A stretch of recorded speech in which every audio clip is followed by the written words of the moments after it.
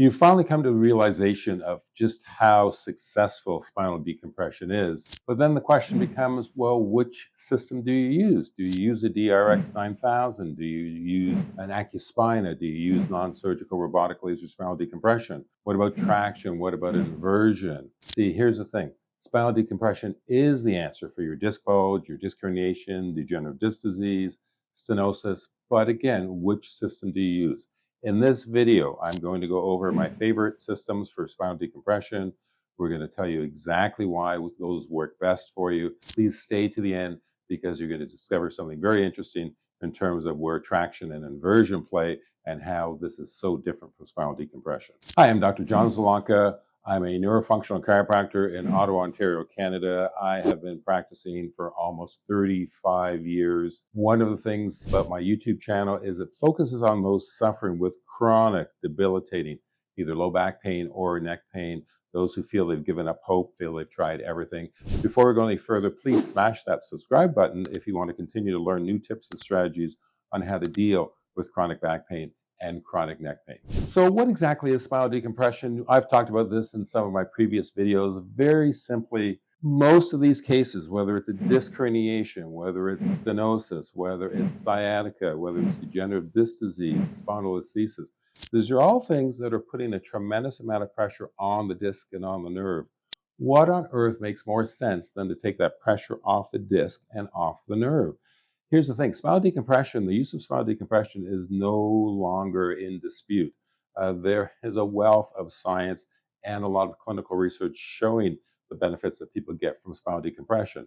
But now here's the key thing, and now that we've accepted that, which system do you use? And here's the thing, it's not necessarily about the table. It's not, do I use this table or that table or that table? One of the key things, it's not a spinal decompression table, it's a system and it's a protocol. So to get to that point, your examination is key, is what in my clinics, what I consider a prong stool, is one of those prongs is the actual spinal decompression. Another one of those prongs, additional things that go to actually help that spinal decompression and actually achieve its purpose. So please, wherever you go, if you're not getting a thorough examination for whatever doctor is seeing you, then you're never going to get the results that you want, because most people don't have one thing going on. They have 3, 4, 5 different things going on. If you don't know what those are, how on earth do you ever fix them? So that is key, is that make sure that you're getting an examination that is actually getting to those underlying causes of the problem. Of all the spinal decompression systems that are out there, one of the most common ones or popular ones is the DRX9000. The DRX9000 is a good spinal decompression system. Very high tech. It's the research is continuing. They've got some great research out of University of Southern Florida, Johns Hopkins. You know, a lot of people don't realize the scientific research behind spinal decompression. It's a system that really should benefit a lot of people. Second on my list is what's called the Accu-SPINA. So the Accu-SPINA, again, a lot of great research on this. A lot of the research on this came from Dr. Norman Shealy, who's actually a Harvard neurosurgeon.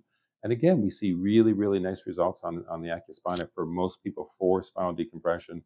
What it does is it also has the ability to oscillate. And so in oscillating that movement, it actually affects that disc just ever so slightly. And again, helps to ensure what we call true spinal decompression.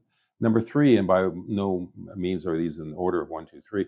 Number 3, my favorite though, is what we utilize in our clinic. And you'll say, well, yes, you're calling it your favorite because you use it. No, I use it because it is my favorite. It's what's called non-surgical robotic laser spinal decompression. The game changer in non-surgical robotic laser spinal decompression is it's not just true spinal decompression, but it's combined with class 4 robotic laser at the exact same time. And what happens there is, for some people, they don't necessarily respond to spinal decompression as well as they should, because the body is going to resist, or is going to fight back, or it's going to want to go back to where it should be. The class 4 laser does a number of things, but for our purposes, really 2 main purposes. Number 1, it eases up all the muscles so that your body's not going to resist against the spinal decompression. And by easing the muscles, and you can target exactly which muscles you want eased up on the robotic pattern. So by doing so, you're able to target the exact disc or segment you want that much better as well. Number 2, class 4 laser is going to do everything from decrease inflammation, to increase blood flow, speed up tissue healing in the area as well. Those are my top three. My favorite of that, obviously, is the one that we utilize in our clinic. The Hill DT table is also a good spinal decompression system as well. Everything else, I would really put, a distant one beyond that as well. Now, let's get back to a point that I spoke about earlier, is remember, you need that exam. So even with the three best systems in the world, is that the doctor plays a huge role in this. So for instance, when they're setting you up on spinal decompression, this is not something where you just press a button or two. There are multiple different programs. You want to target the exact area that you're working on. You can't do that if you don't have a proper exam to begin with. When it comes to non-surgical robotic laser spinal decompression, there are what I call all the technical factors. So that's what amount of laser intensity will I be using? What amount of decompression tension? What are the time intervals? What robotic pattern am I putting you on? This is key for people to understand, not just about spinal decompression, but about health in general. It's an example might be, let's say someone said, "Well, I've tried chiropractic and it didn't work for me." Well, that's like saying I went on a diet and I tried food. Understand there are 1,000 different ways that chiropractic can be applied to you. There are different ways that spinal decompression can be applied to you. You know this. You can go to different medical doctors, different dentists, different massage therapists, and you're going to get a different experience. So it's not just the system itself, it's the doctor or health professional who's actually applying that system, putting you on the protocols. Those protocols should be based on the clinical research as well. Now, last but certainly not least, let's discuss traction and inversion tables. I can't make this more clear. They are not the same as spinal decompression. People throw that term spinal decompression out over and over and over again, and just simply saying that you're decompressing something does not mean you're decompressing. Based on all the clinical research, based on the science, true spinal decompression creates negative pressure in the disc. So if you're not getting negative pressure in the disc, there is no way in the world that that disc herniation or bulge has the ability to recede back in. You won't be bringing nutrients or fluids back into the disc. If you do that, there's no way that you're going to be doing anything to actually help degenerative disc disease. Traction is going to stretch the area. Is stretching nice? Sure. Is stretching going to cure you? Absolutely not. Inversion tables are nice when you're relatively healthy. I have a better gym in my basement than most gyms. I have my own inversion table. I like hanging upside down. It's not going to do the same thing as true spinal decompression will do for you.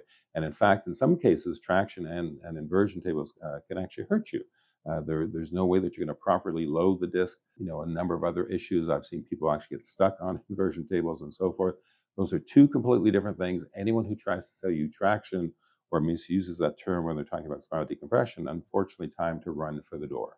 Now that you have a good understanding of exactly what spinal decompression is, how it applies to helping people living with disc herniations and bulges and degenerative disc disease and spondylolisthesis and stenosis, failed back surgery as well, you also understand which system is best for you, and understand, again, it's not a table, it's a system, it's a protocol based on the science. If you're just trying out decompression, there's no such thing as trying out decompression. It's something where you need to follow the protocol that actually gives you the results that it is that you're looking for. If you're in Ottawa or you're willing to travel, we'd love to see if we can help you on our non-surgical robotic laser spinal decompression system. That's part of what we call our neurospinal restoration, which, when I was talking about the three prongs, also includes everything else that you may need in terms of getting you back to your health. So that's everything from neuromuscular re-education to spinal correction, to the proper nutraceuticals, to ergonomic advice, et cetera, et cetera, et cetera. If you're not in the Ottawa area, then find one of the good systems that I was just talking about, and also find a good doctor who understands how to utilize those and how to pick those technical factors and so forth and target that. If you found benefit in this video, please share. There are a number of people living with serious back pain, serious neck pain, who don't need to be living with this. Please tell us your experience in the comments below. The next video you should watch is this one right here, the 4 best invisible exercises. Please watch this video next.